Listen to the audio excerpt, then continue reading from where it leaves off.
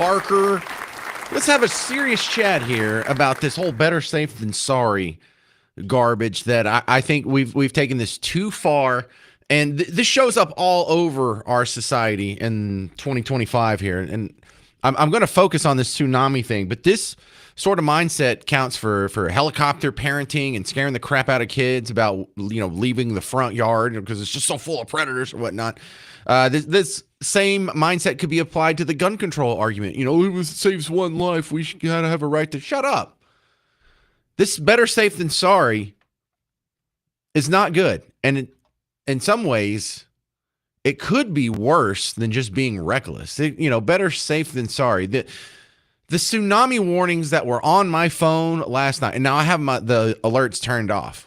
But if I go into apps, if I go to Facebook, if I go to X, if I go to Instagram, if I go to any of these platforms, I am subscribed. I do follow a bunch of news accounts, and they were just all super duper hyped up about this tsunami last night.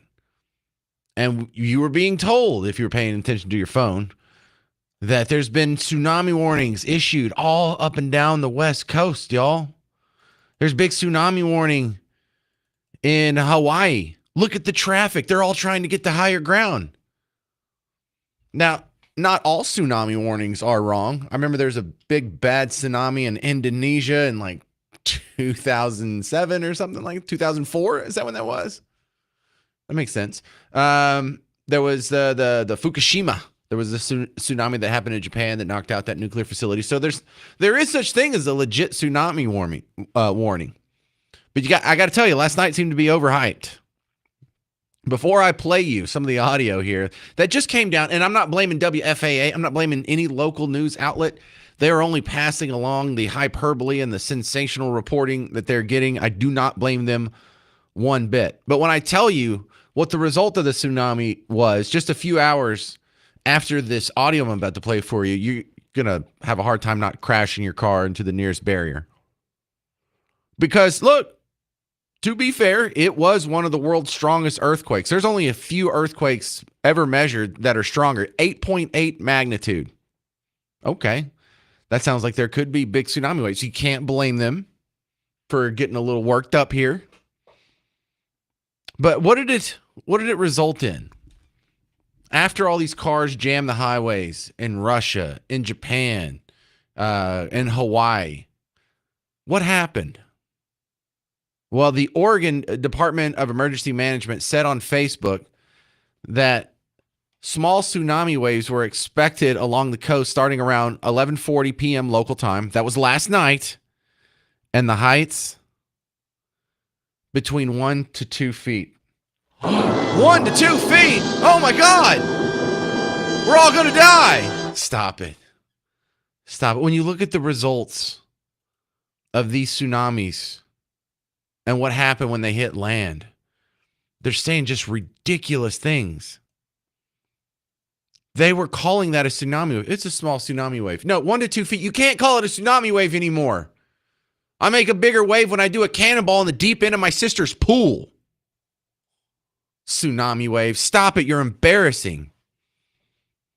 So there's people out there who will say, well, no harm, no foul, James. At least no one got hurt. Why? What's your complaint here? Well, how many people had their lives disrupted? How many people jumped in their cars and they had to go stand in the highway and highways were blocked? There might have been someone who had a heart attack and the ambulance couldn't get through to save their life because of all the fake traffic that was overhyped that shouldn't have happened. There's all these people who, that there's time and resources and opportunity cost to all of this. It wasn't a harmless, well, it was just an alert and we wanted to be better safe than sorry. But the real pain isn't going to be seen here. When you have false alarms like this, people start ignoring evacuation orders. That's one of the problems that happened in Katrina, is they tell you to evacuate. None of the storms ever turn out to be worth a, diddly. And so the one time you need to evacuate, no one listens because the boy had cried wolf too many times. Now that you know the waves that were hitting Oregon, 1 to 2 feet. What about the waves that were hitting Los Angeles? Oh, it was like 8 inches tall. It was a catastrophe. Listen to how this was reported. And again, I'm going to say this again because I don't want to get any emails about this. I am not blaming WFAA. They are just passing along information that they reasonably believe is true. Whoever's coming up with these hyped up stories and these little scary tactics to get news to report on it, we need to have a chat with those people. But this was last night, right before it happened. Breaking news tonight. A powerful earthquake has triggered tsunami warnings and watches all across the world, including in parts of the U.S. So here is a better look at where this is all happening tonight. The 8.8 magnitude earthquake struck Russia earlier. Japan is under a tsunami warning, as is the entire state of Hawaii. The entire West Coast and part of Alaska are all under watches right now. Cole Sullivan is following the latest from our newsroom. And Cole, there is a lot of information coming in right now. And Teresa, the bottom line is this was one of the world's strongest earthquakes on record. And that's what's triggered all these tsunami alerts. It happened off the coast of Russia, and now parts of the West Coast of the United States are under a tsunami watch. This is a picture from Japan, a live picture where the first waves have already hit. The Japan Meteorological Agency says the waves are only about a foot high, but we talked about just how big this earthquake is. For comparison, hang on. This Before was we an get to that, 8.8 let me stop you there, Scooter. You're calling a tsunami wave 1 foot tall? You can't call it a tsunami wave if it's only 1 foot tall. If it's big enough, if it's small enough to fit in my bathtub, it's not a tsunami. How about that? If you get bigger waves in the shallow end of the pool after Uncle James does a cannonball, it's not. Stop calling it a tsunami. What the hell are we having warnings for 1 foot waves? Don't 1 foot waves hit the beach every night? Like, is this one of the most overhyped stories possible? 1 to 2 feet waves. I figured that was normal. I've been to Galveston. Yeah, I've seen waves on just a regular old, what was last night? Tuesday night. How, would you even know there was a tsunami coming if you people didn't tell us? Would anyone on the beach have noticed? You have the Oregon Department of Emergency Management urge people to stay away from the beaches, the harbors, and the marinas, to remain in a safe location away from the coast until the advisory is lifted. Shut up. A 1 foot wave. I've got to stay away from the beach from a normal sized wave. It's this overhyping that it's going to get people killed. You don't cry wolf all the time. If you do this, your warnings will mean nothing. One day there's going to be a real tsunami, and the people that were evacuating last night aren't going to do it again because you have lied to their face and overhyped it so many times. This is getting people killed. And think about Kerrville. People want to put up more sirens everywhere and have them go off more often. Why? So we can ignore them? That's not smart. We've gone way too far in the better safe than sorry. 800-288-9227. 800-288-9227. I'm going to try and make the case coming up that better safe than sorry can be destructive. I'm James Parker on News Talk 820 and 93.3 FM WBAP.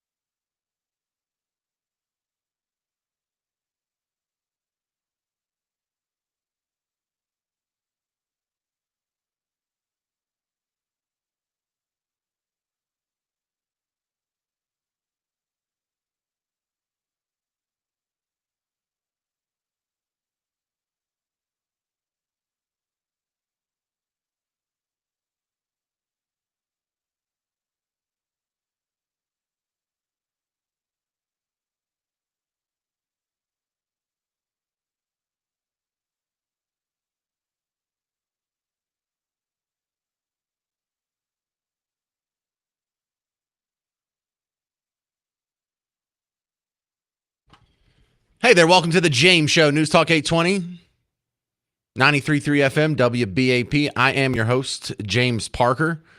You know, this overhyped tsunami warning that happened last night is a bad sign that we're not learning lessons that we should be learning. Because the case I'm making here is too much warning can be just as bad as too little warning. What's the point of having a warning system if you're going to blare the sirens so much that they get ignored? And it's not just me being frustrated. You're going to get people killed. We're going to spend all this money, all this effort, all these resources and public awareness and attention. It's going to be paid to a system that y'all are going to ruin because you overhype stuff. 800-288-9227. Let me continue a little bit more with some of the coverage last night. Now, this is before the waves came and hit, and I'll just remind you how little the waves were. Magnitude quake. The tsunami that set off the nuclear meltdown at Fukushima in Japan in 2011 was a 9.0.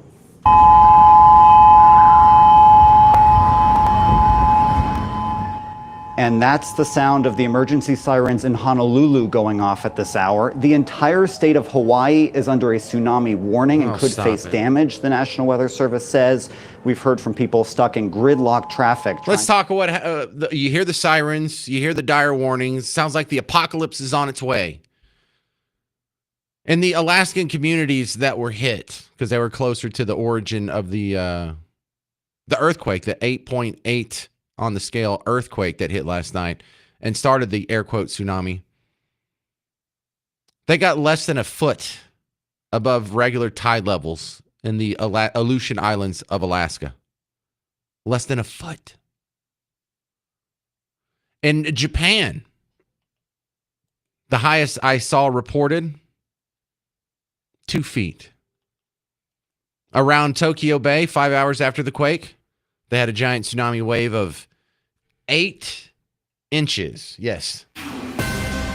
Now, I'm told 8 inches is absolutely gigantic, but I don't think that applies to tsunami waves. We've got to stop this, or we're wasting all this time and effort on these warning systems if you're going to overuse them like this. This is Scott in Little Elm. You're on WBAP. Yeah, good afternoon. I was, they had me on the hook for just a little bit. They had the egghead on from USC on Fox last night for about 10 minutes saying that everything west of Las Vegas could be wiped out. Shut up. I didn't see that. Yeah, he was on for about 10 minutes. His head was, my head sort of looks like it. The guy they had on and I were both bald. His head was more shaped like an egg than mine is. And it's like, all right, you have my attention for about 10 minutes, but I was thinking the bigger problem would be what would they do about the flag? Do you realize how many flags they would have to change if we lost a state? Oh well, I think we wouldn't take away their star. We would just. The water would recede and California would return. I don't think, even if it fell off the San Andreas Fault, most of California would still be there. So I don't think you would lose their star, but that would be a pain. We would probably just have to annex Puerto Rico or something to even it out. Well, okay, I guess that's a possibility, but these things are getting more and more ridiculous. I think it was about 10 years ago, all the meteors that were supposed to destroy the Earth, and then before that it was Y2K, and I forget what it was before that. But it was the ozone hole before that. It was acid rain before that. It was global cooling before that. It never ends. They're always trying to scare the crap out of you. Yeah, global warming hoax. But yeah, I'm 60 years old. This is like the 6th or 7th possible life-ending event that basically never materialized to, like what you said, an 8-inch wave. Okay. All right, woo. I'm out. Y'all have a good day. All right. Hey, great call, Scott. Thank you very much, sir. This is Ron in Stephenville. You're on WBAP. Hey, James. Hey, Ron. I grew up in Southern California as a surfer, and we used to always go to a website called Surfline that we could look at the buoys that are out in the Pacific Ocean, and we could see what the swells are doing live. So we could determine where we were going to go surfing for the day. So the fact that they are talking about when the wave actually hits the coast, NORA has the systems where you can watch the swells thousands of miles out to sea. So I don't understand how they're like going, well, we're going to have a tsunami when they can tell 1,000 miles out to sea that there's no waves. Well, It makes no sense. yes, but that they if you do that. carry this out to its full conclusion, you should reach the same end of the destination I reach. Why do we have government warning systems anyway? They have no incentive to get it right. They have no consequences if they get it wrong. And if they're going to overdo it like this, they're going to get people killed. You know who's more accurate Right. when it comes to these meteorological predictions? We talked about this recently. Waffle House. Waffle House's meteorologist far more accurate than National Weather Service on whether or not you should shut down or what's going to be hardest hit or what utilities are going to be affected. The only problem with Waffle House is in California there are none. So they don't have anybody that has a brain. Well, you're still going to have you're still going to have a lot of the last guy. Yeah. With the egghead telling everybody that everything lies west of Las Vegas. Nobody was even thinking about the fact that all the mountains separating California from Arizona are 8 to 10,000 feet tall. So what kind of tsunami would you have that could wipe out all of the high desert? Well, I don't think he's correct in his prediction, but it seems like that's what would stop it and why it wouldn't go further in. Yeah, I guess is their thought process there. So yeah, I've never believed any of these things that they have, and we used to use the buoy systems to figure out where to go surfing for the day, where the biggest waves are going to be, because of the direction and the size of the swells of the buoys, thousands of miles out to sea. Well, I also want people to remember in future James shows when others outlets are freaking out about some situation, I'm like, nah, it's a whatever to me. This is why I'm so dismissive of other sensational stories. It's because I see too much of this. Yep. All right. Well, another great call. Thank you very much. That's Ron in Stephenville. If you want to put in your 2 cents on the overhyping of natural disasters and other warnings too, 800-288-9227. 800-288-9227. Like these people that call the cops on parents for letting their kid go to the park by themselves. Well, it's dangerous out there. No, it's not really that dangerous. You're not being a rational human being, and your overhyped, overprotective helicopter parent instincts are not making the world a better place. They're making the world a worse place. You know why so many kids have anxiety? Much more so than previous generations, because we taught them it's too dangerous to even walk outside of their front yard. The world is so dangerous and full of evil people who are just going to snatch you up and do horrible things to you. You're not even allowed to go to the end of the block without your parents hanging over you.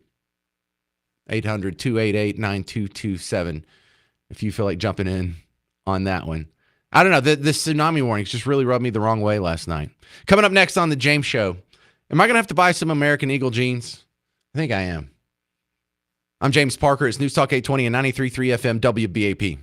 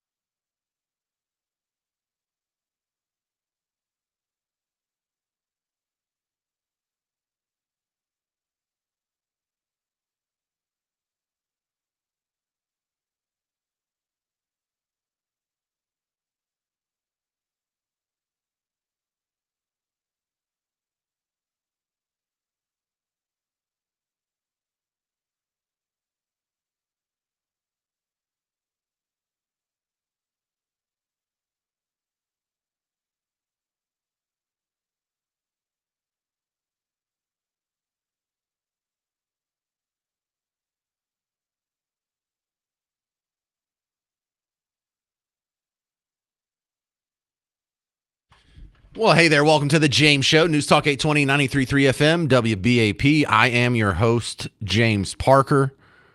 Did you get all those tsunami warnings on your phone last night? Did you see it on social media? I think it's a big deal. I think it's a big deal when they act like something huge is about to happen and it doesn't happen. I think it counts for a lot if the news gets stories wrong. I think it counts a lot if it's from a racial angle, if it's from an economic angle, or if it's from a natural disaster angle. In fact, I think it's dangerous.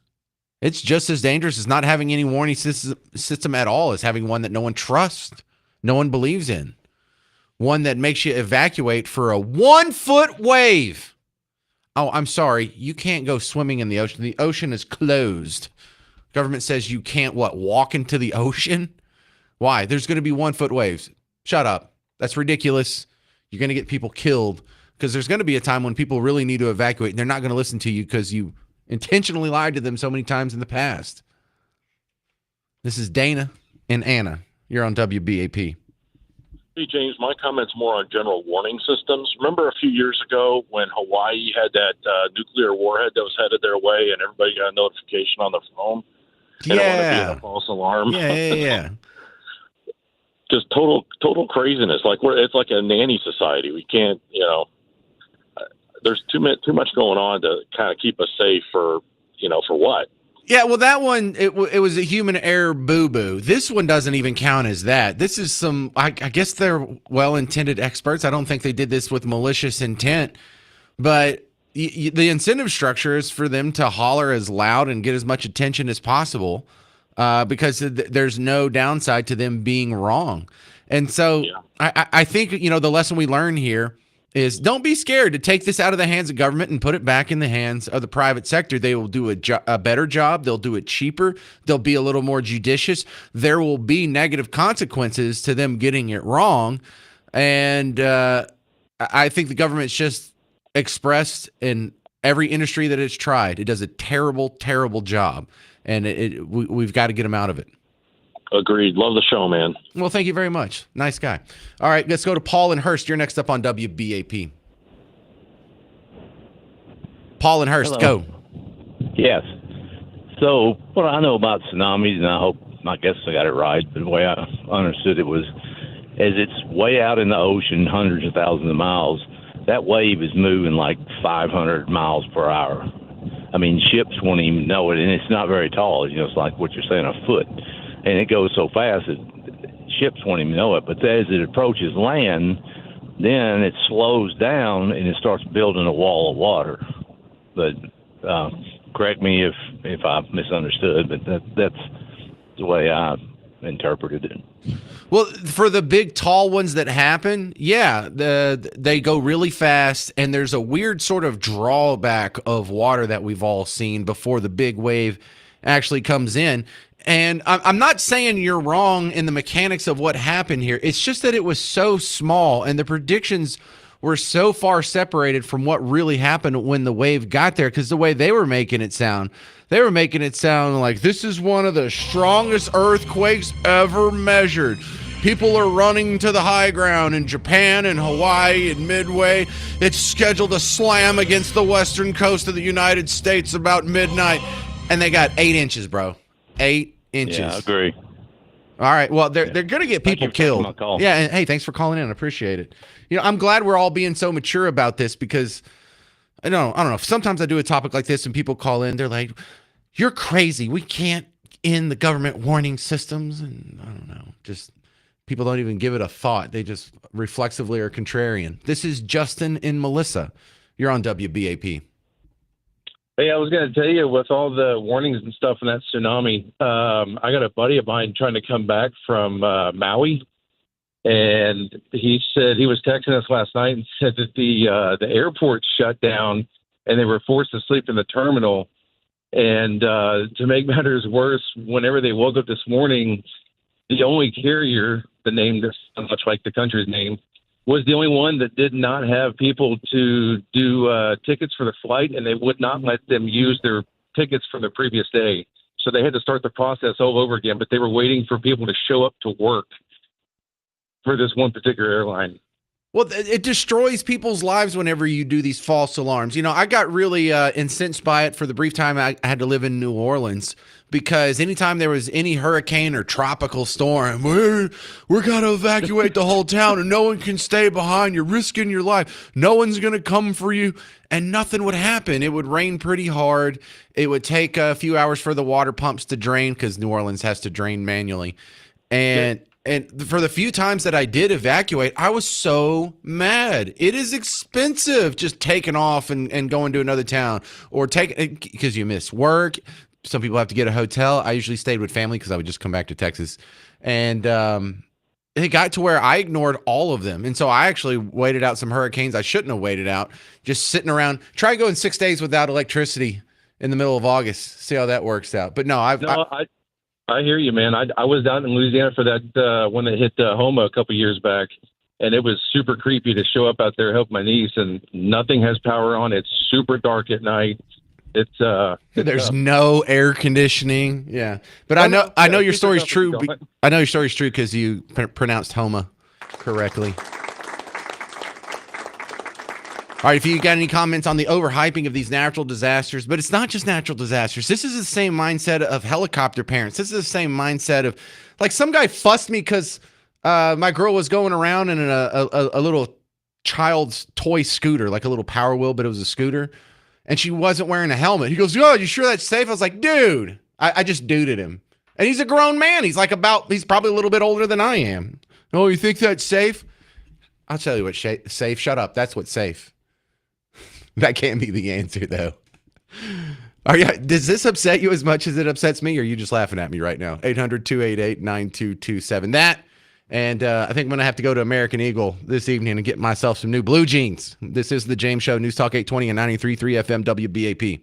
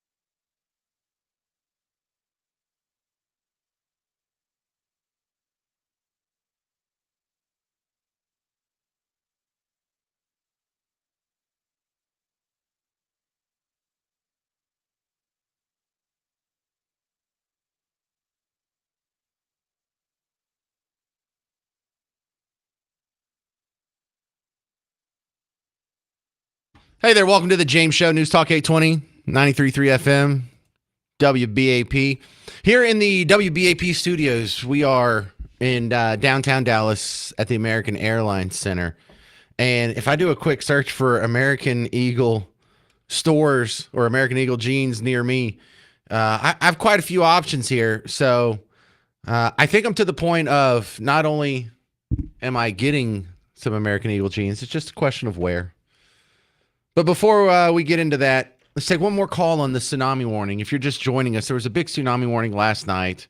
A giant earthquake happened out in the Pacific Ocean, 8.8 on the Richter scale. There's only a handful of earthquakes bigger than that. But the hype around it made it sound like that Hawaii is about to get wiped off the map, and we're probably going to lose San Francisco and Los Angeles, and it's expected to slam against the West Coast sometime around midnight to 1 o'clock, depending on where you're at. And they ended up getting like 8 inches, maybe a foot. Maybe a real tall wave that hit Hawaii, 2 feet. So I'm tired of all these alerts. I'm tired of them being sensational and overhyped. And you're going to get to a point to where people just ignore them. And that's as bad as not having them at all. Marshall in Bedford, you're on WBAP. I'd like to draw just one quick parallel.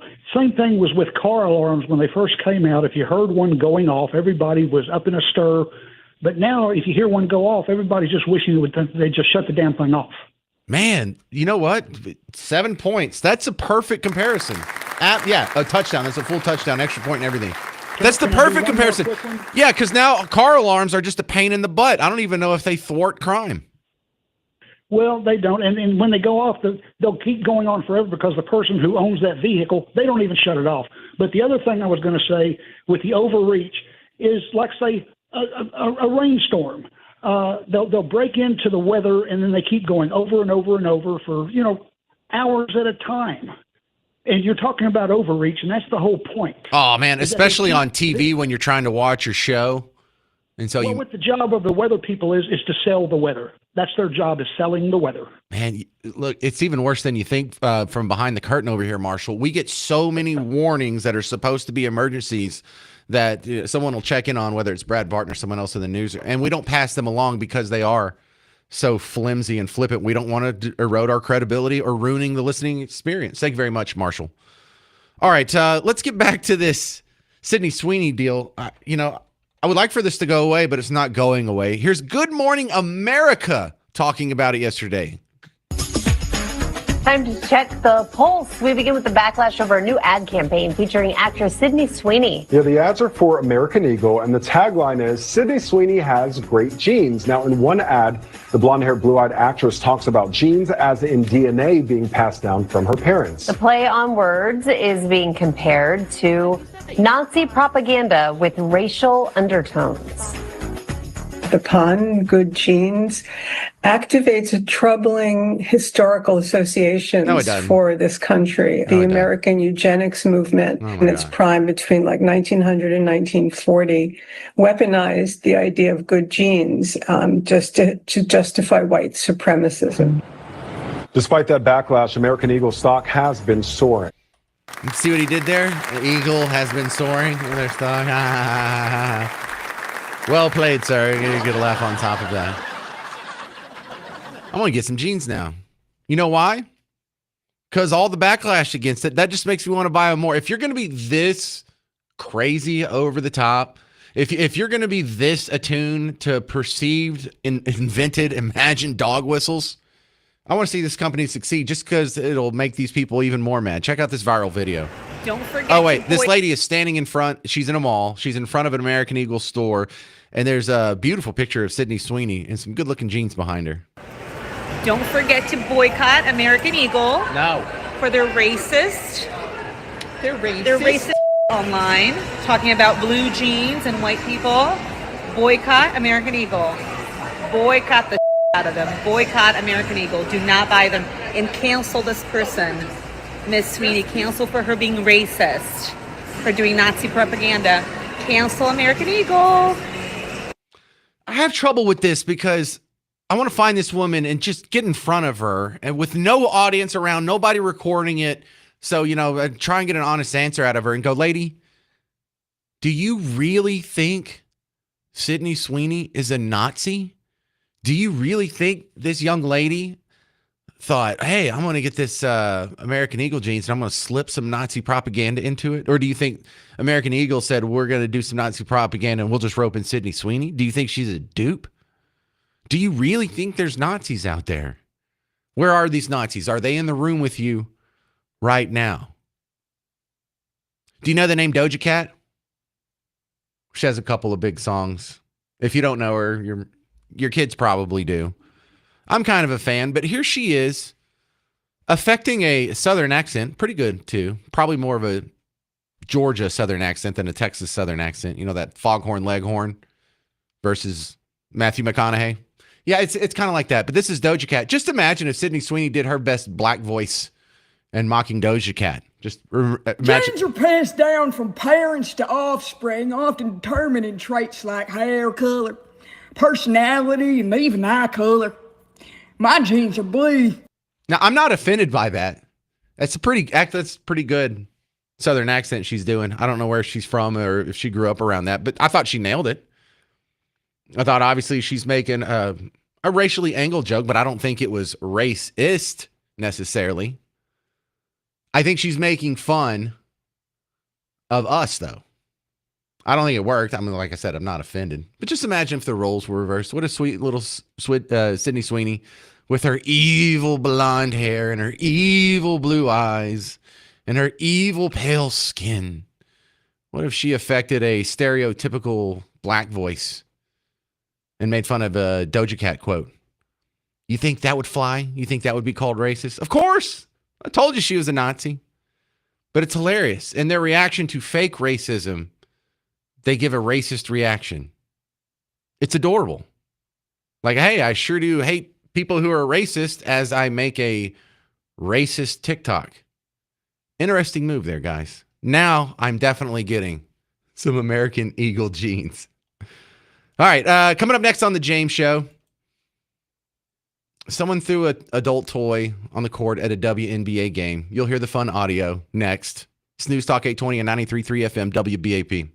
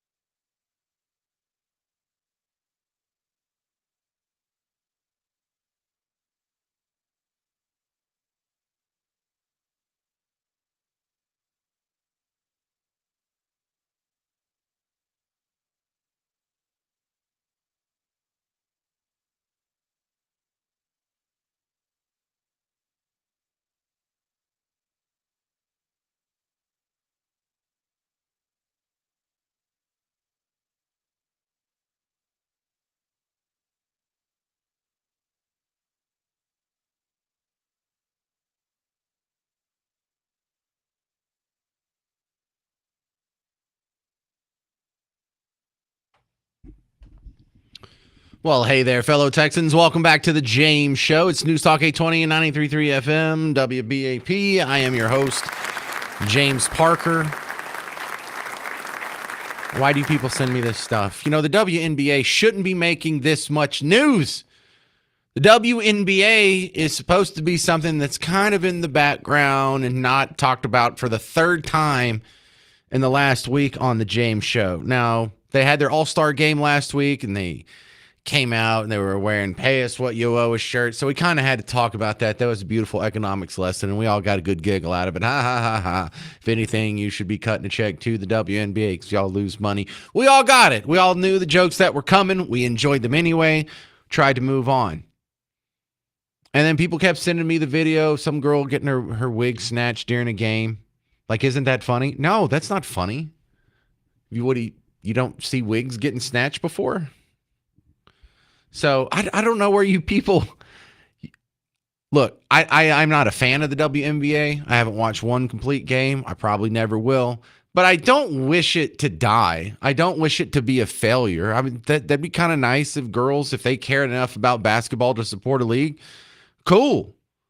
Now, if they don't care enough to support their own league after 20 years of trying and it has to be continually subsidized by the NBA, hey, that's the NBA's choice. If they want to buy this sort of, political correct shield against criticism, let them do it. It's a whatever.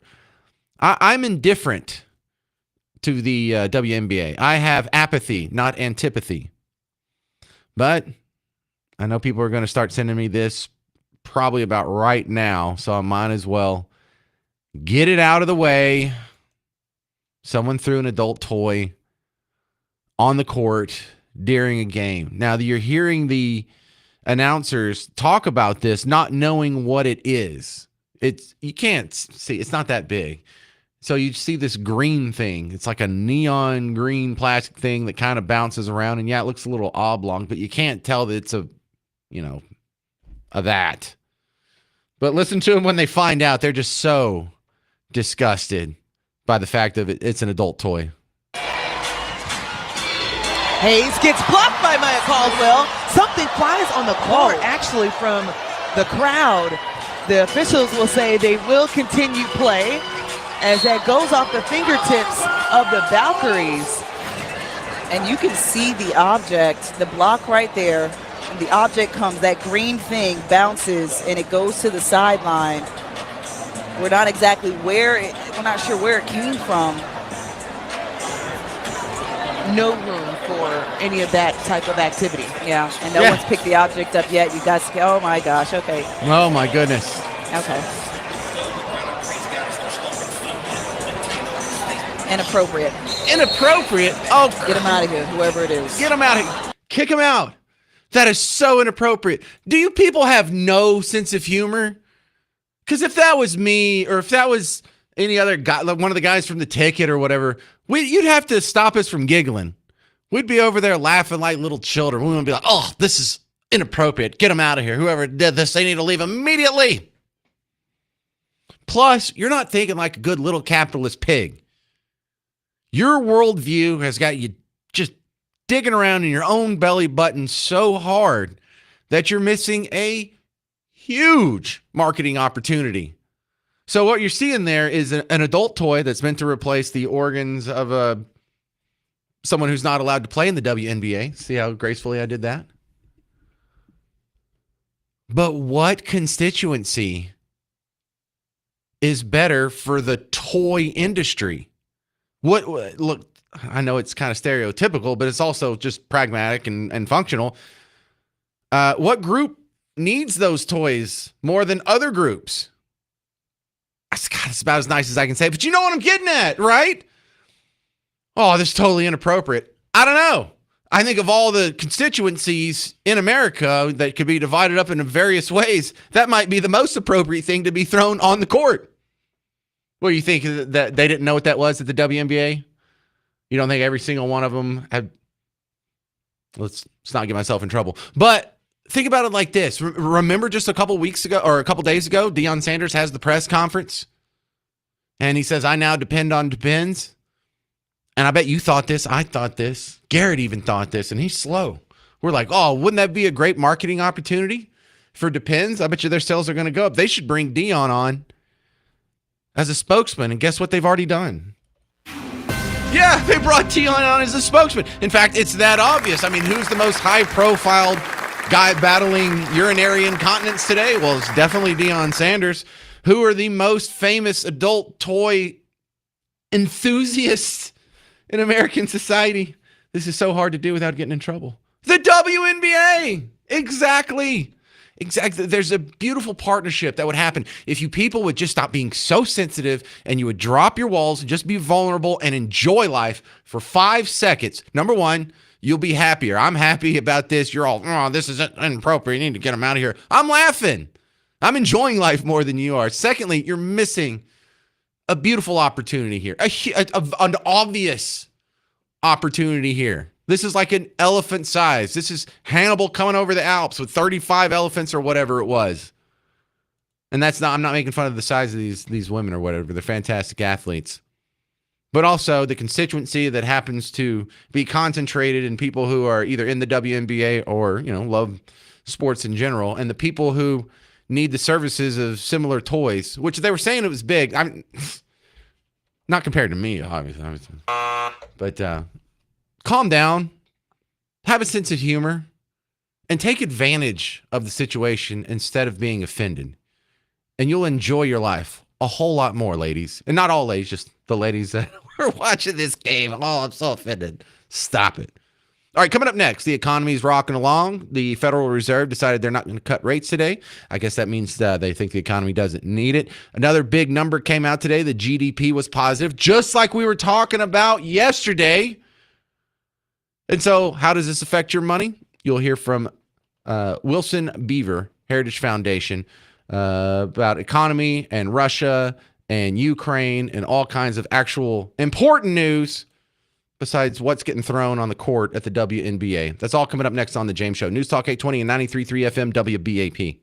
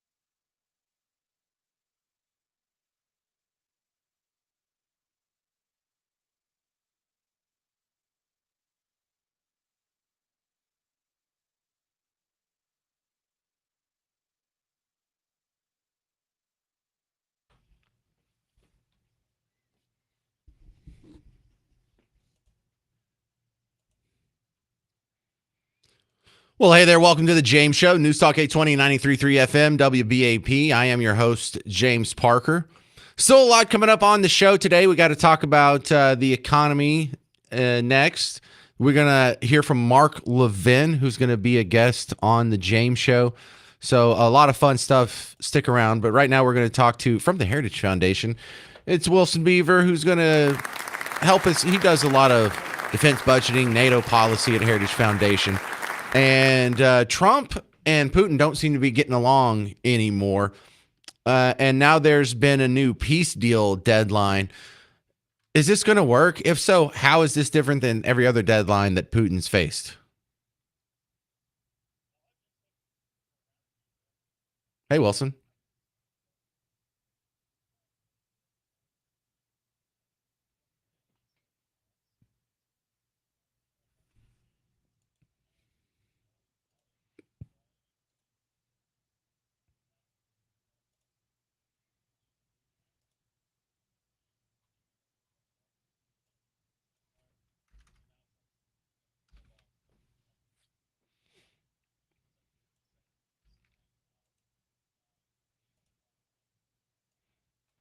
So do we know what Putin wants? What could we give him that would make him stop?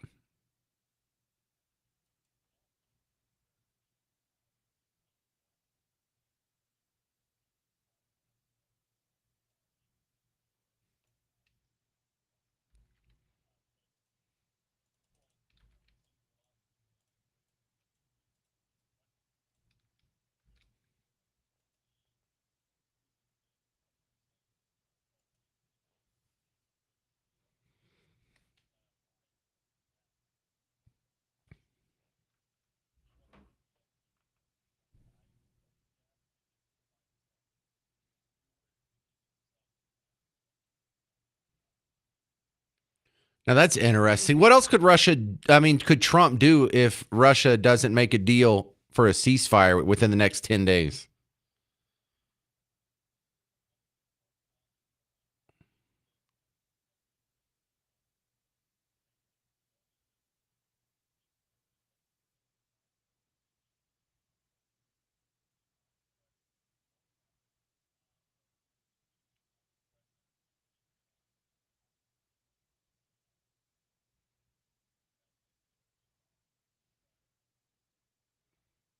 I remember people saying that 2-3 years ago, but here he is still able to carry on despite sanctions and being told that, well, we're going to choke him out with sanctions.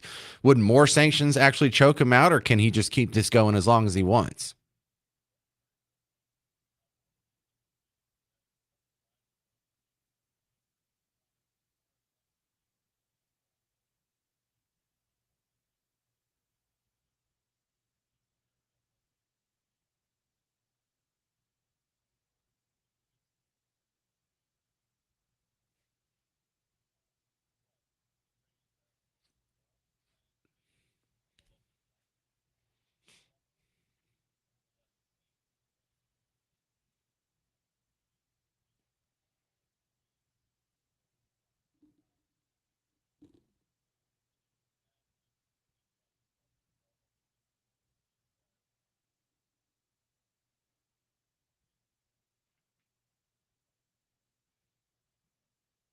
All right, we're talking with Wilson Beaver from the Heritage Foundation. This new deal with the EU includes a whole lot of energy spending and defense spending, and I believe both of those are of concern for Russia. Every barrel of oil they buy from us, they're not buying from Russia, and most of the military equipment they get from us is going to at least be aimed at Russia. So this trade deal seems like a big chip in the Ukraine-Russia war.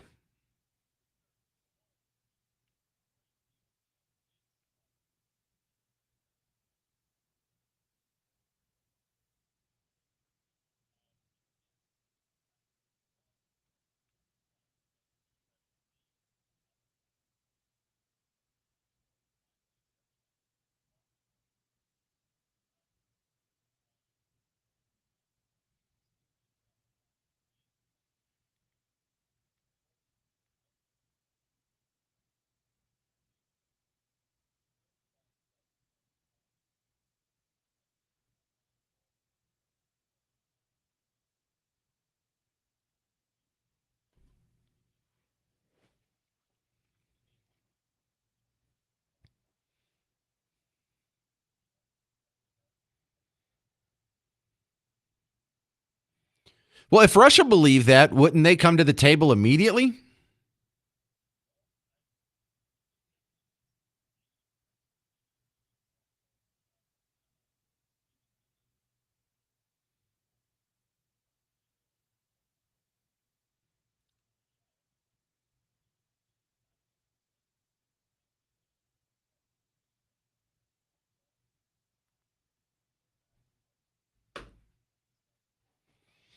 Well, Wilson Beaver, I appreciate the insights from a guy at the Heritage Foundation. How do we find your work outside of WBAP, sir? Thank you very much. Coming up next, economic talk.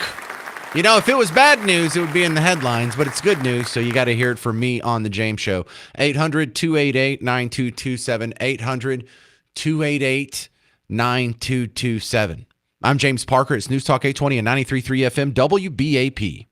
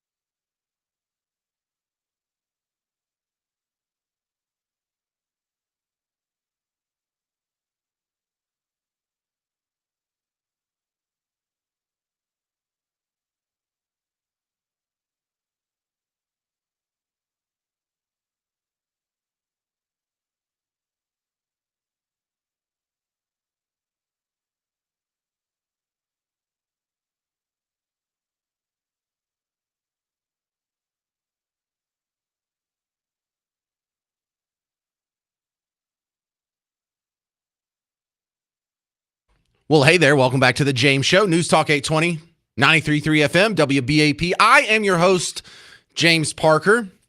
And I think part of what makes me a good talk radio host is that I'm a little brother.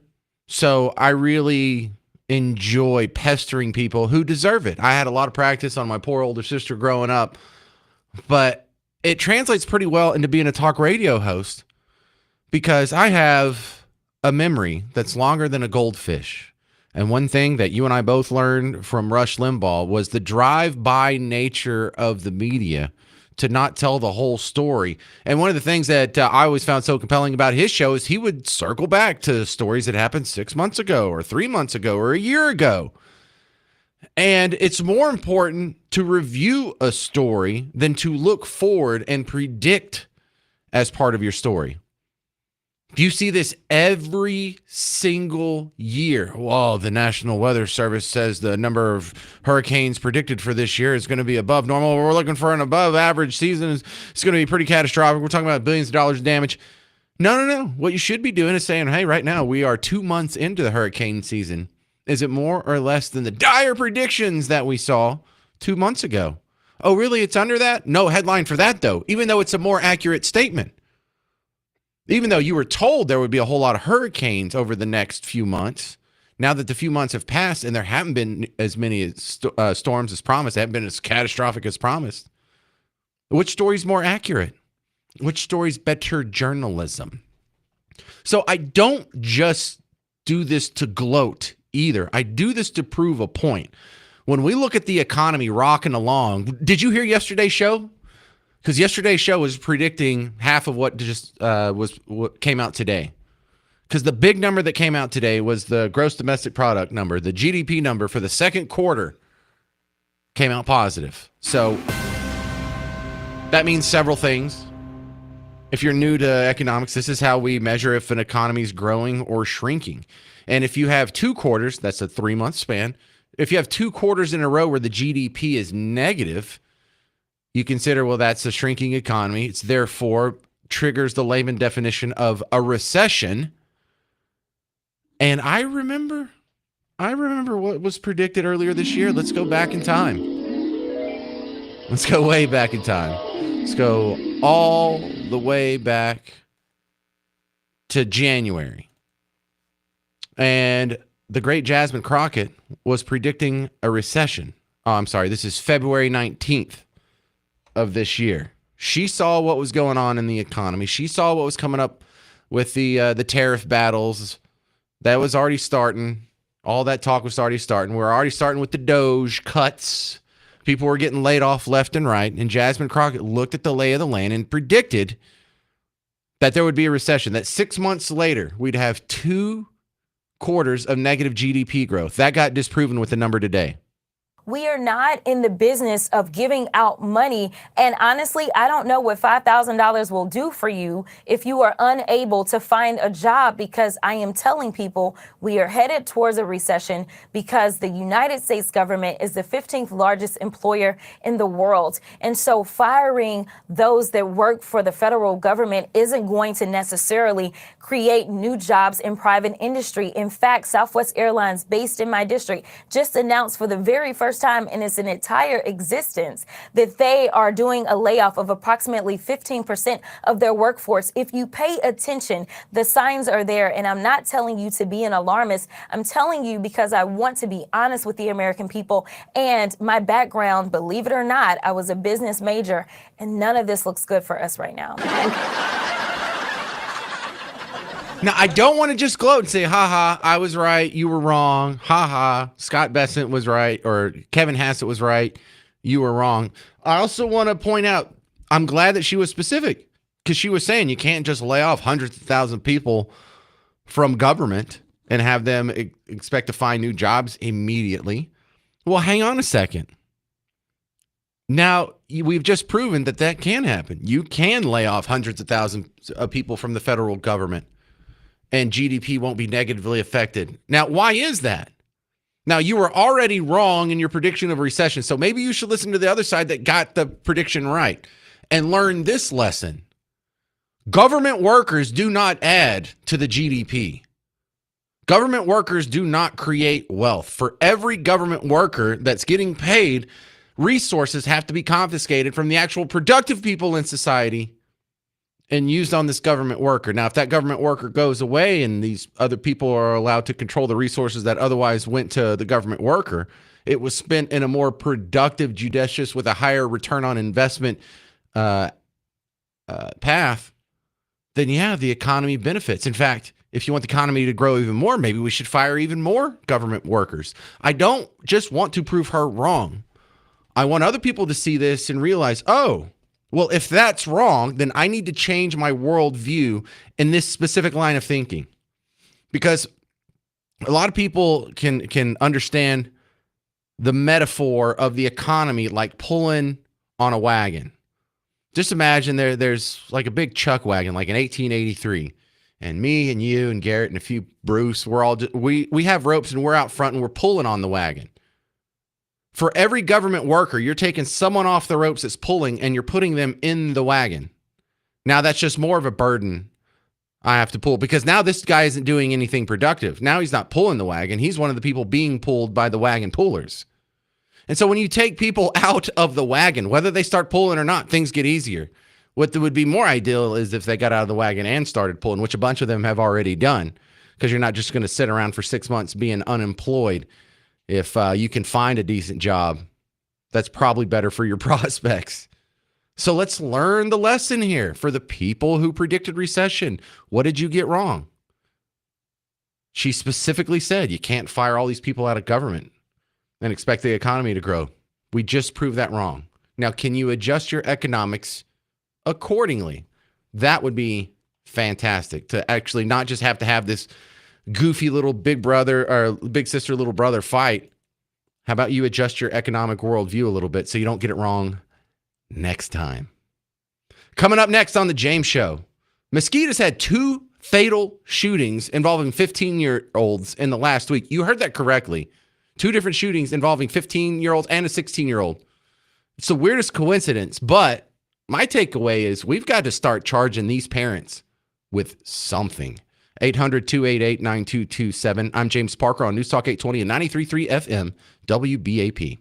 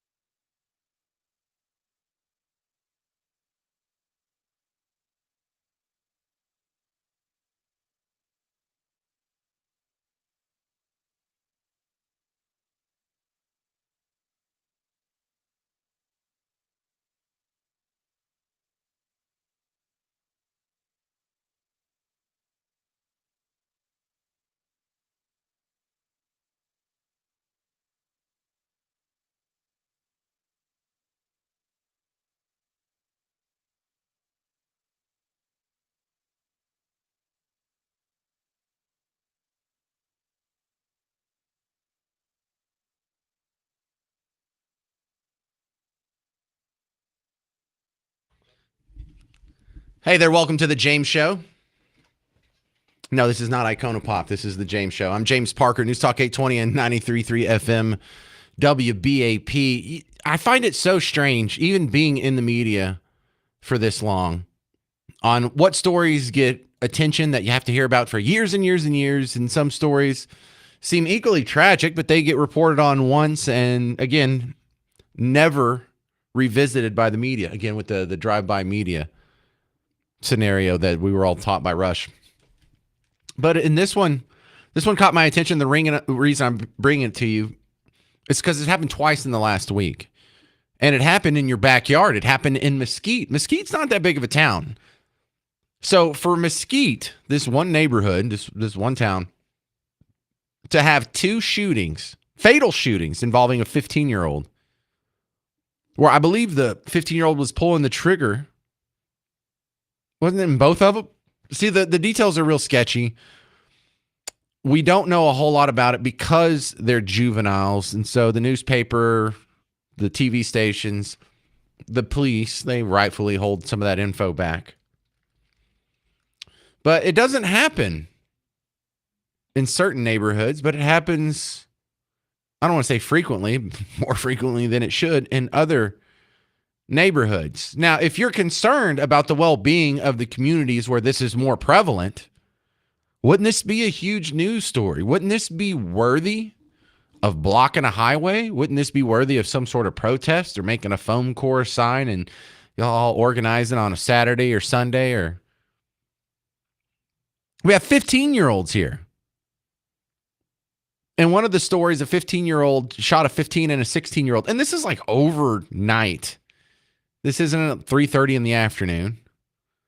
And then a couple days later, pretty much the same story. A 15-year-old and a 16-year-old got in a shootout. And I think there was another 15-year-old involved. Now, this makes my head swim for a couple of reasons. Number one, what 15-year-old is capable of shooting another human being? Wow. Number two, what are they doing out overnight all night? Now, I'm not going to tell you I was an angel. I've snuck out of the house when I was a teenager too. Didn't go on a shooting spree. It wasn't because I was engaging in a life of crime. Usually just want to go throw toilet paper in someone's yard, right? Pretty innocent stuff. But the other angle, and what I want you to sort of mull around in your head is, where's the parents? Can't we charge them with the crime? I'm not asking what the parents, because what about the parents because they're bad parents? Obviously, they're bad parents. But, we've seen a couple of these stories where the parents get in trouble for a kid that went on a shooting spree. It happened in Michigan. Some guy it was a school shooter, wasn't it? So the parents got in trouble because this guy had mental issues and they didn't lock up their guns, and they pretty much gave him, they recklessly allowed him to have access to the weapons that he used to commit these crimes. Well, what about right here? Do we not do it if it is within a certain community? Do we not do it if it's within a certain skin tone? What's the metric? What makes this an important story? Some of the stories so important and some of them not. What makes something that the media reports on for years on end? We still have to hear about the Parkland shooting. We still have to hear about the Uvalde shooting. Not to minimize it, but why don't we hear about these other ones too? Are their lives not as important? I bet you the families of the 16-year-old, the 15-year-old that died in the last week, I bet you they think it's pretty important. But I kind of like the idea of going after the parents for crimes that the kids have done. And I think I surprised some people there because, I don't know, some people that were in Team Red media were thinking, well, this is clearly just being used for political purposes and yada, yada, yada, whatever. I think that'd be interesting if we had the same sort of, fervor in going after the parents when we see, look, if they're too young to be charged as an adult, then the parents are culpable. There is an adult that's culpable. Like Carmelo Anthony going to be charged as an adult? Okay, no problem with the parents there. There's some adult that's being held accountable. It's going to be Carmelo Anthony. But for like these 15-year-olds, these 16-year-olds, are they even going to be charged as an adult? And if not, I think that's when you have to start roping in the parents. Now, this can get complicated real quick because, well, what if the parents aren't in the scene? What if the kid is the adopted by the grandparents? Okay, well, whoever's legally adopted them, they're on the hook. But for those of you who are just staying with your grandparents and your mom's still your legal guardian, she's on the hook. Well, that's not fair. What about dad? What if he's not in the picture? Go find him. Put cuffs on him. Well, I mean, you mean to tell me like just because you get some lady pregnant and you move 5 states away and now you're working in California that you're going to be held culpable for what your bastard kid does in Mesquite? Actually, yes. That's exactly what I'm saying. You know, we talk about how can we incentivize the nuclear family, the creation of the family, having it stick together. And one of the ways is have their negative consequences be attached to these people for the actions of their bastard kids. This guy would have an incentive to not move 5 states away, to be a part of his kid's life, to help raise him. Why? Because if that kid messes up, it's on him. It's his responsibility. But for now, what's the incentive for dad to stick around? If that kid messes up, well, then that's just on the victims who are on the receiving end of the gunshots in Mesquite. That's not very good. See, this would have a great effect on not just crime and not just punishing people after the crime, but preventing these little monsters from being created in the first place.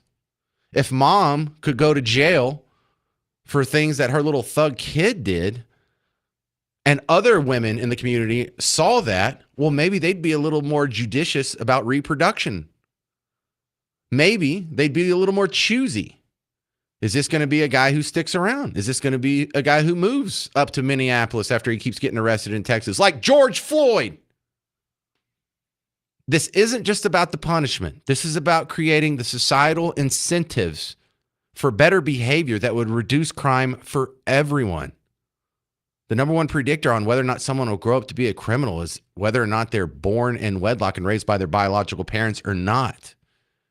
And so it's not just about punishing the people who took the life of a 15-year-old in your backyard in Mesquite. It's about setting up the rules so fewer of those monsters are created in the next generation. And that's why I think it's so important that we've got to start throwing charges on these parents. 800-288-9227. 800-288-9227. I'm James Parker. It's News Talk 820 and 93.3 FM WBAP.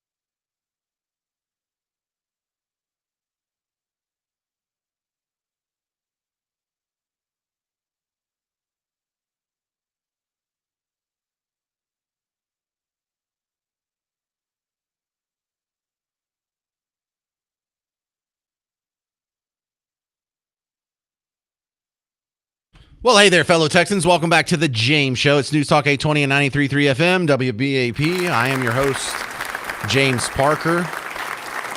Shocking news that kind of bothers me how easy it's glossed over, how, some murders or some shootings or some deaths get national attention. If it's the one that happened in Manhattan at the NFL, or at least intended to happen at the NFL headquarters this week, we've all got to talk about that for a couple days. If it's a shooting that happens or a killing that happens like Carmelo Anthony, Austin Metcalf, we're going to be talking about that every step of the way. But some of these other people, they die. No one cares. That bothers me. I think murders should not be glossed over. Each life loss is a tragedy, even if it happens in a bad neighborhood or to a demographic that experiences violent crime more so than others. Kind of bothers me that some just get swept under the rug, never to be revisited again. And, I didn't really feel that strongly about this until I had a producer for a previous iteration of the James Show. He worked with me in both New Orleans and in Waco. He's a black guy. And when his dad got murdered when he was a kid, the news reported on it one day, never to be revisited again. And that kind of bothered him. They never had a fundraiser. They never blocked any highways. There were never any protests. Benjamin Crump didn't show up. Dominic Alexander didn't show up. The local iteration of whoever the community blacktivist is, they didn't show up. No one cared. No one made T-shirts. And we didn't have the 1-year anniversary. There wasn't any statements from the mayor. It wasn't talked about on the radio or TV. Nothing. And so what he was pointing out, because Trayvon Martin happened when he was working with me, why does this guy's life get riots and parades and all kinds of attention, but his dad didn't? I don't have a good answer for that. I don't think anybody does, other than narrative. It's all political. And more important than the meaning of life, more important than each life is precious and each life is a gift, each lost life is a tragedy, more important than that is their fealty to politics. Gross.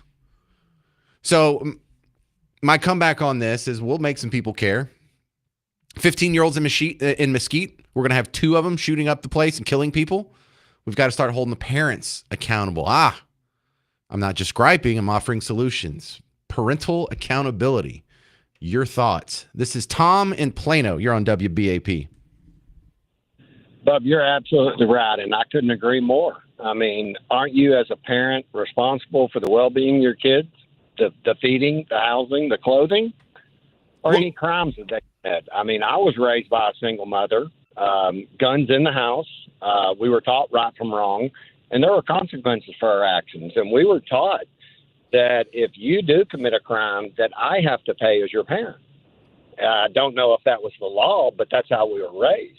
Well, I think that is the law in some instances. If you went out and you were a 15-year-old and you walked across the street and you threw a brick through your neighbor's window, wouldn't the parent have to compensate the neighbor? Couldn't they be civilly sued or something to that effect? So, we acknowledge it in some facets of our society and even in our legal system. But for, situations like this, mom and dad, I don't know what you would call it, accessory to murder or reckless endangerment, or there's got to be some legal statute that could apply here.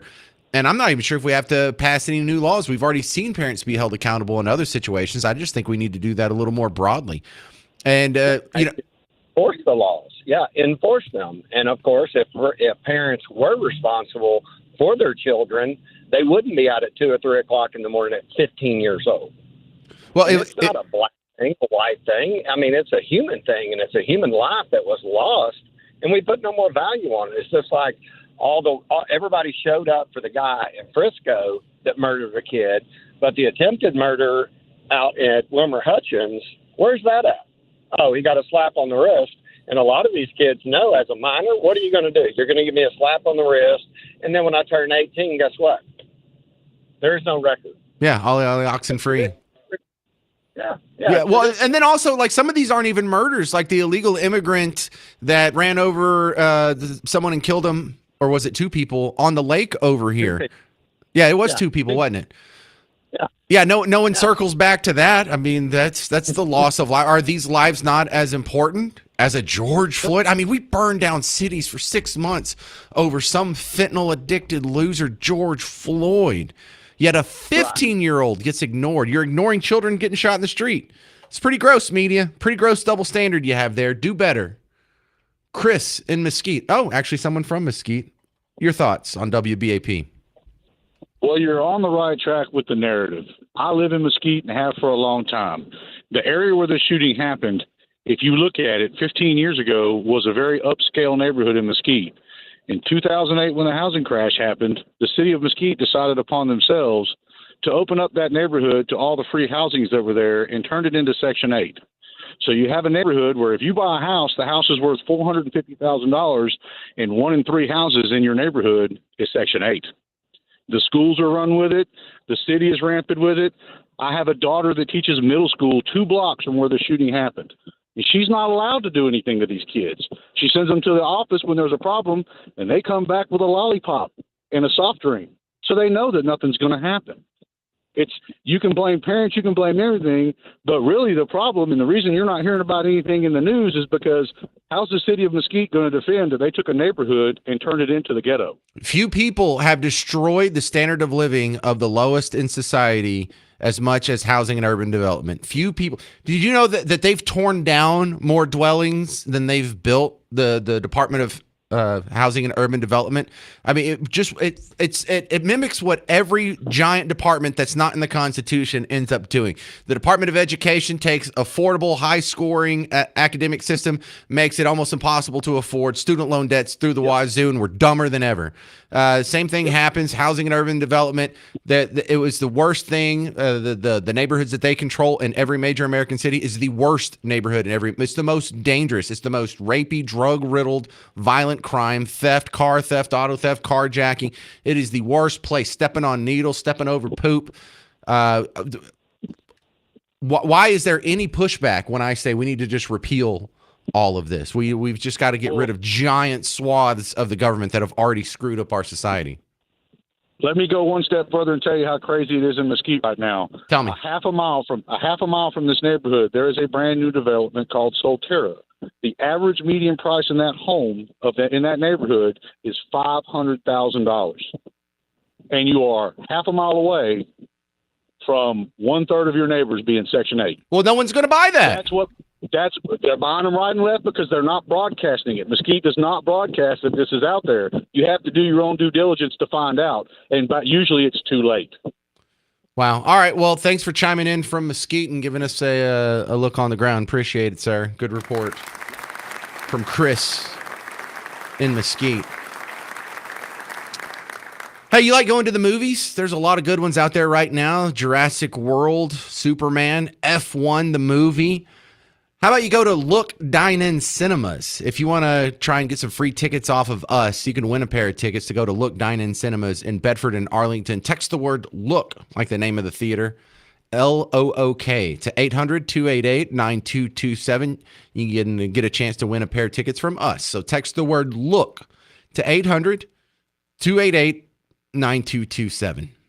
Coming up next on The James Show, we have the brain health coach coming on, Lee Richardson, and talk about what is going on in the heads of these psychopaths like the Midtown Manhattan killer this week. I'm James Parker. It's News Talk 820 and 93.3 FM, WBAP.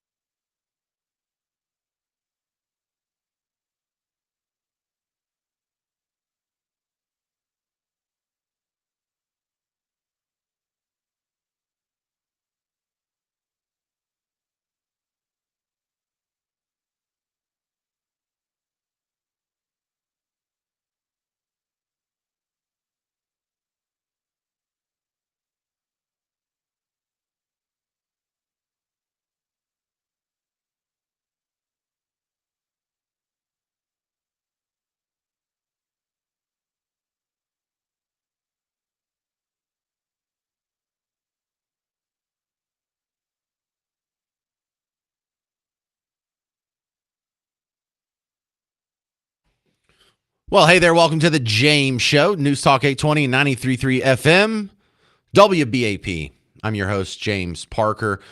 A lot of crazy crime stories been happening. Some of us are a little shook by seeing how cold and callous our fellow human beings can be and help us to understand the human mind just a little bit better. Dr. Lee Richardson's coming back on from the Brain Performance Institute. Welcome back, Lee. It's been a while, and it's a horrible reason to have you back on. But make some of this make sense. Let's talk about the guy in New York City that went and shot up what he thought was the NFL headquarters. He had a suicide note blaming CTE, just totally indifferent to murdering 4 of his fellow human beings. What do you see in this? Just a regular old psychopath?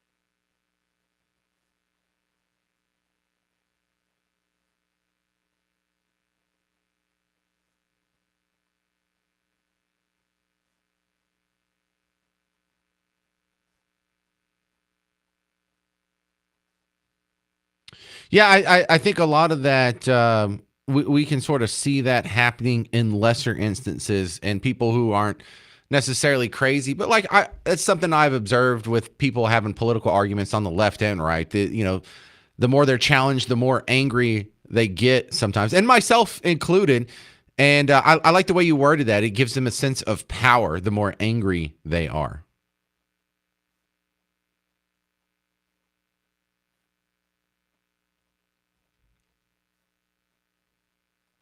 Right. Okay. So give me your brain performance center take on what happened in Mesquite. And we've had 2 in the last week, 15-year-olds involved in fatal shootings. And for some of that, we just can't process it. When we were 15 years old, we were not capable of taking another human life. What is going on in the brains of these not even fully developed people?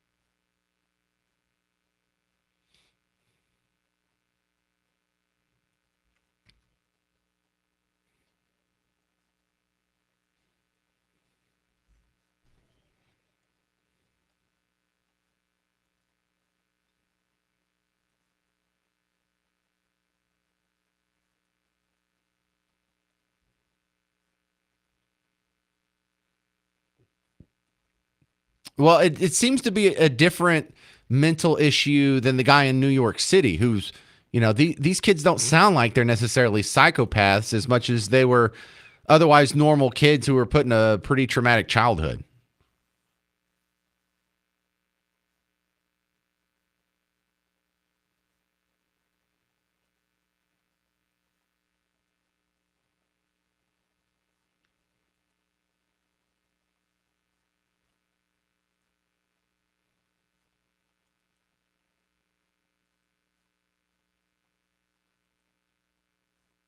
Yeah, totally understand. Well, it was a good chat. Thank you very much for being on the show again. This is Lee Richardson from the Brain Performance Center here in Dallas. Appreciate your insights. Thank you. All right, coming up next, for the last two segments of the show, you're going to hear my interview with Mark Levin. I'm James Parker. It's News Talk 820 and 93.3 FM WBAP.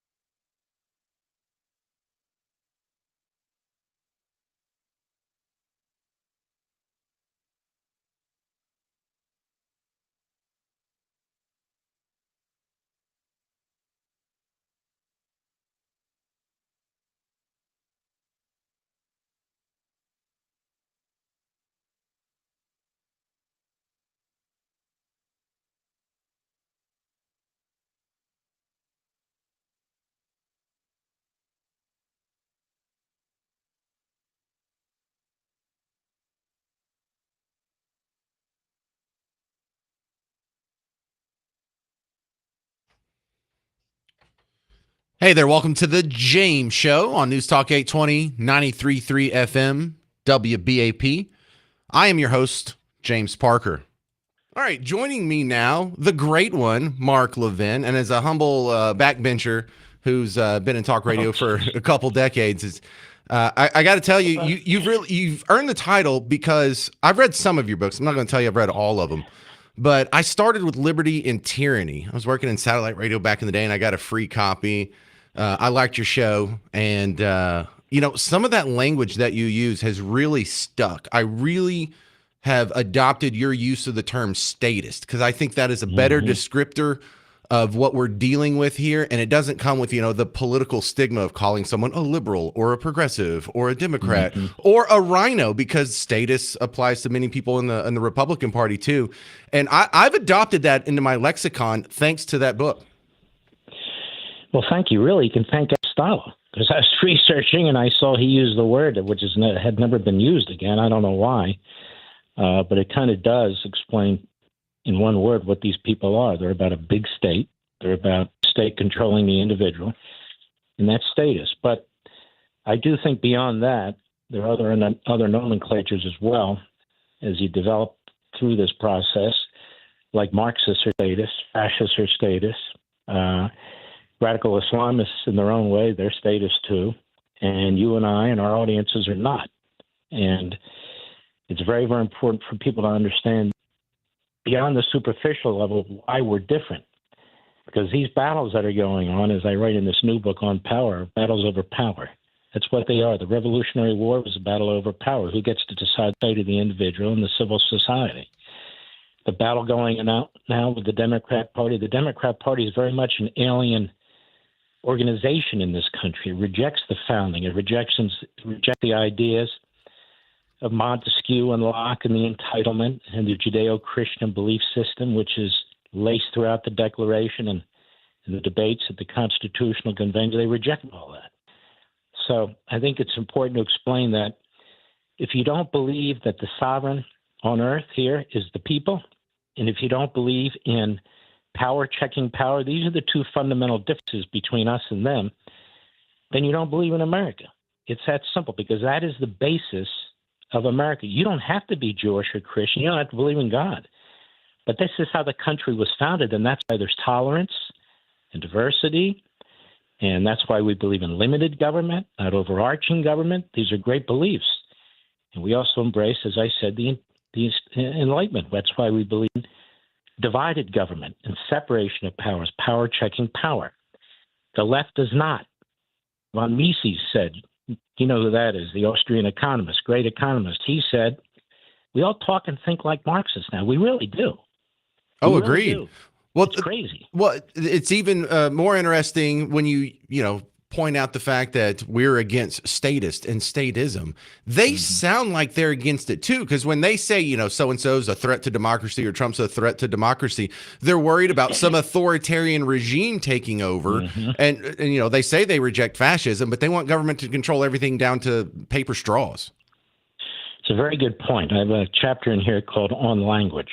And what they do is what I call it's for negative language divided in a negative and positive language. What they do is they proselytize, they sloganeer, they use propaganda, and their goal is to manipulate the public mind, to manipulate thought. They don't want free thinking people. They don't want knowledge challenging knowledge. They don't want open debate. They want conformity. And so they will use phrases. There's Trump, he's Hitler. You don't support Hitler, do you? That sort of thing. Right. They want to get rid of Social Security and Medicare, which, of course, they don't, but it doesn't matter. So they keep saying these things and doing these things as they must. So this is what they do, because they're not into the individual free will. Mark said that's all a disaster, because we're looking for this common best interest. They never talk about individualism. They never talk about free will. They never talk about property rights, because that all involves the individual motivation, that circle of liberty that de Tocqueville talked about around each individual that shouldn't be molested. They're molesting us all the time, politically and legally and so forth. And so listen to the Democrats. They're power hungry. They want power. This guy Mandami in New York, He wants to take over the distribution of wealth. He wants to take over the means of production. Well, what does that mean? That means the people who create things are the enemy. He talks about there shouldn't be billionaires. Why do I care if there's 1 billionaire or 1,000 billionaires? It doesn't affect my life at all. We live better today. Mr. and Mrs. America, middle-class America, than kings and queens lived in the 1800s. We have access to all kinds of food. We turn on a switch, there's light. We turn on a faucet, there's hot and cold water. We have air conditioning. We have heat. We have automobiles. We can fly in planes 40,000 feet in the sky while we're sipping coffee. We live the life that kings and queens couldn't dream of. Why do I care if a billionaire has 10 planes? So what does it do to me? Nothing. And that's the point. Their point is to create disunity rather than celebrate Americanism, celebrate capitalism, celebrate prosperity. They look for the imperfections in society, of which there are many, because we're human beings, imperfections, and they blame it on the system, they blame it on the status quo, and then they promise to create something that's impossible because they never require you to compare something to something. It's always compare an imperfection with a promise. We'll continue with Mark Levin coming up next on The James Show, News Talk 820 and 93.3 FM, WBAP.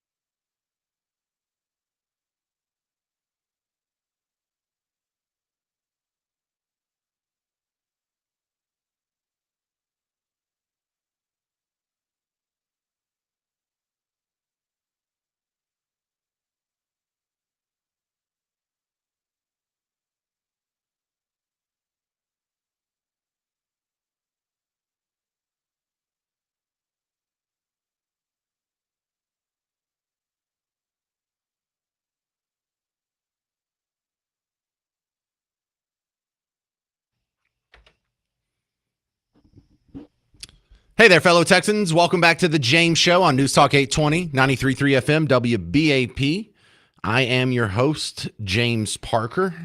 We're talking with the great one, Mark Levin, who you can hear on WBAP after the James Show every weekday. And your new book, On Power, just came out this week. Why this topic and why right now? This topic, to me, I probably should have written about 20 years ago, but I didn't think about it properly. I don't think most people have. There's a lot of books on power, but they're mostly about psychology, and family situations, and so I'm not doing any of that. I'm doing it in the sense of the civil society, the founding of what types of governments we have around the world, why we have different types of government, because I don't think we're arguing our case effectively. I think we're hitting it superficially. Like I said, when you really think about the Revolutionary War, what was it about? People say, well, liberty, and okay, that's fine. Liberty without rights means nothing. Liberty without rights means nothing. Rights without power don't exist. And so power is the bottom line. The battle we have in this country now is the same battle we had at its founding over power. And that's why people need to understand what the Declaration of Independence really is. It mentions God in different ways 4 times. Doesn't mean you have to even believe in God. I'm telling you how our country was founded. It mentions these natural rights, eternal truths, unalienable rights. Why? Because it's making the distinction between man and God. Now, it also creates a situation in which we embrace, I said, the Enlightenment. How do we know this? Jefferson tells us, others tell us about the Enlightenment, who they read, who they listened to. These guys were really well read, and they thought a lot about these things, which is why the left always attacks them. And they want individual spirit. All these things are crucially important. So when somebody comes in and they're 33 years old and they just had a big wedding in Uganda, and they're telling you how to rejigger human beings, how to re-engineer society, because the war is on society. The war is on the culture. The politics will follow. These are the people who are the most dangerous. And even Montesquieu says, people who do things because they feel they're righteous or they feel they're virtuous and they won't stop doing them are the most dangerous people on the face of the earth, because they actually feel these sort of totalitarian things that they're promoting are righteous and virtuous and good, and there's no boundaries to them. That's a Bernie Sanders. That's a Tlaib. That's AOC. That is these people. They always have government programs, redistribution of wealth. It's government, government, government. Never about, they don't promote anything that promotes liberty or competition or free speech. And the pandemic was a perfect example in blue states and blue cities of what these people are capable of. We're talking with Mark Levin about his new book, On Power. Who is this written for? I really have a problem with the idea that some of the people who need to read your books the most will never read them. I don't expect them to, and I'm not going to read their books either. They're not the people this is aimed at. It doesn't take a supermajority of people to change a country. It takes people who are well-read, who understand, who have ideas to promote it. This book is written for people to talk about at the dinner table, at the breakfast table. This is a book for people who are looking for answers. How do we confront these forces? What do we do? Ideas not only have consequences, ideas determine what kind of life you're going to live and what kind of society you're going to have. It's all about ideas. So if people don't want to write books, we have the audio. We've made it as easy as possible for anybody. But you can't force the left to read books like this. You can't force people who are inclined not to read it. But you'd be amazed. I get a lot of calls about minds that have been changed, who read my books, who listen to the radio program or watch the TV show. I never know. There could be a great leader, a great group of leaders among them. So ideas, when we say, what are we going to do? These people are never going to read it. Well, that is surrender. What are we supposed to do? We got to keep fighting. We got to keep pushing our ideas. They do. They control our colleges and universities. They control K through 12. They don't worry about controlling a majority. They just worry about controlling enough. My attitude is get the word out, push against it, and you never know. There are Thomas Jeffersons out there. There are Thomas Paines out there. There are Ronald Reagans and Donald Trumps out there. And there's, of course, our audiences out there. They are listening. They care. They have families, and they can speak. And that's tens of millions of people. Well, maybe the next book idea should be Mark Levin, I dare you to read this, liberals. Yeah, well, that'll sell about 12 copies. Right. I would just like to see how you would word it different if you knew the target audience of your book was someone from whatever various shade of Team Blue. I don't write for Team Blue. I write for people who are interested in learning about a number of things. I don't understand. I write a book. I'm not preventing Team Blue from reading it, but I'm not going to write a book that caters to Team Blue because it's not going to be the kind of book I would write. It's the kind of book a leftist or a liberal would write. It's the kind of book, as a matter of fact, I don't even view it as Team Blue. I think it's worse than that. It's worse than the Democrat Party. This is an ideological struggle now. A lot of people aren't even Democrats. They call themselves democratic socialists. They're flat-out Marxists. This is a big battle that we're having. So it's not to me as simple as they're Democrat, we're Republican. It does devour the Democrat Party. They've bought into this, but it's bigger than that. Oh, I agree with all that. It would be real hard to continue being a progressive liberal Democrat in 2025 after you've read Liberty and Tyranny. Well, that book had a lot of impact. That book came out around the same time as the Tea Party did, and you saw the impact that the Tea Party and the book had. If you're asking me why in the end game doesn't turn out the way it turns out, I'm not Nostradamus. I can't answer. I hear you. Well, do you have an idea of what your next book's going to be? I'm sure you've got like 8 topics you're juggling here. But... No. This is I love this book, not because I wrote it, but because I know every syllable in it, and I did write it. What I mean is I don't love it because I wrote it. I love it because what turned out to be the book. And I really think if it's not my best, it's certainly one of the best. It's a heavy book, yet it's easy to read and understand. The topics are heavy, but I wrote it in a way where people can digest it. They don't have to struggle through it. And I think a lot of light bulbs will pop up. They even did when I wrote it. I said, gee, I never thought of it that way before.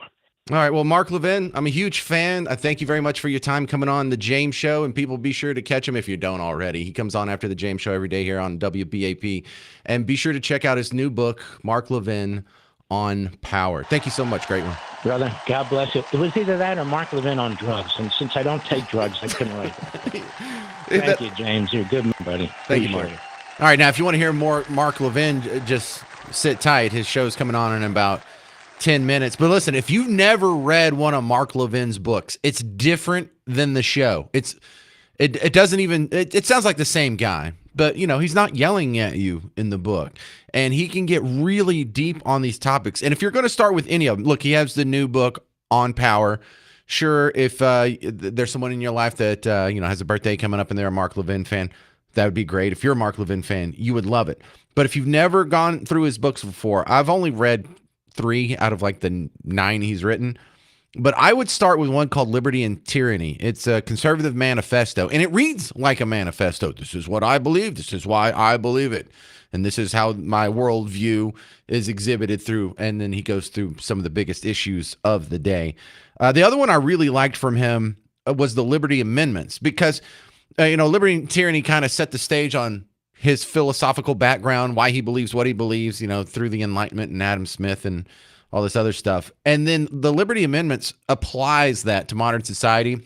It doesn't just come up with a bunch of grievances and theories and philosophy. Actually has some solutions, how he would fix so much going on there. And I haven't read the new one yet because Garrett gave away my copy. But if I do, I'll let you know if that one's awesome too. I'm sure it is. But you can find Mark Levin's new book, On Power. It's already everywhere. If you just search for it, it'll pop up on Amazon or whatnot. But stick around. Coming up, Mark Levin. In the meantime, if you want some more James Show action, I got the podcast floating around everywhere. You're already listening to podcasts. I prefer to go to WBAP.com or the WBAP app. But if you just go to your iPhone and you go to that icon that says podcast and search for the James Show, it'll pop up. Go find me. Share this show. Tell someone about the James Show. Help me grow this thing. I like this job. I want to keep it. I'm James Parker. This has been the James Show on News Talk 820 and 93.3 FM WBAP.